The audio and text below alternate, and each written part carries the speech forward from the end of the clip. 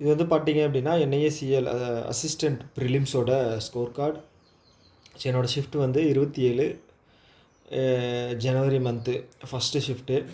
So என்னோடய total attempt நான் அதிலே சொல்லியிருந்தேன் 97. குவான்ஸில் வந்து 2 கொஷின் அட்டன் பண்ணல.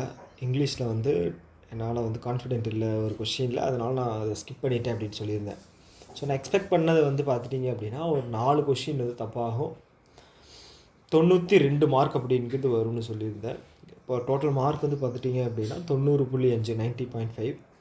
ஸோ என்ன 6 மார்க் வந்து அட்டன் பண்ணதுக்கு 6.5 மார்க் வந்து கம்மியாக வந்திருக்கு. கட் ஆஃப் வந்து 76ன்னு நினைக்கிறேன், 76.5ன்னு நினைக்கிறேன். ஸோ அதெல்லாம் விஷயமே கிடையாது. இப்போ என்ன சொல்ல வரேன் அப்படின்னா,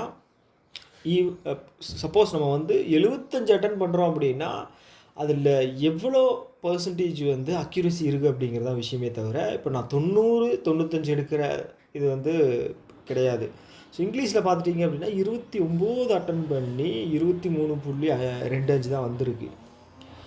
ரொம்ப அக்யூரசி வந்து அடி வாங்கினது வந்து இங்கிலீஷில் தான் வாங்கியிருக்கு. நான் அதில் மைனஸ் பண்ணியிருக்கேன் எதில் மார்க் வந்து கம்மியாக இருக்குது அப்படின்னு. ஸோ அப்படி பார்க்கும்போது அக்யூரசி வச்சு தான் வந்து ஒருத்தரோட ஸ்டாண்டர்டை வந்து நம்ம சொல்லலாமே தவிர, அவங்க ஏன்னா நான் ரொம்ப நாள் எக்ஸாம் எழுதிட்டு இருக்கிறனால, ரொம்ப நிறைய எக்ஸாம் எழுதுறதுனால எனக்கு மார்க் அதிகமாக வரும். பட் ஆனால் அக்யூரசி அப்படிங்கிறது தான் வந்து ஒரு தரத்தை வந்து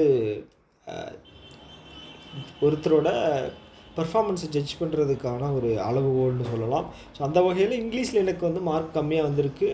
ஸோ இதை வச்சு நான் என்ன புரிஞ்சுக்க விரும்புகிறேன் அப்படின்னா, ஸோ இங்கிலீஷில் இன்னும் கொஞ்சம் வந்து ஒர்க் பண்ணணும் அப்படிங்கிறது தான். ஸோ அதை தான் வந்து இந்த வீடியோவில் நான் சொல்லலான்ட்டு இருந்தேன்.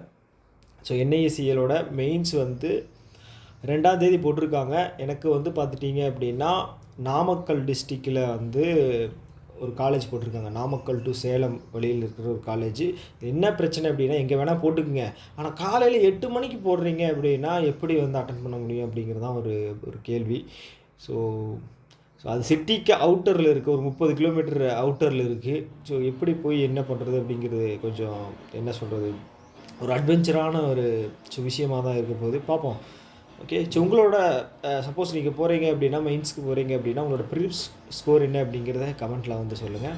ஸோ இன்னொரு வீடியோ மீட் பண்ணலாம். டாடா பை பை.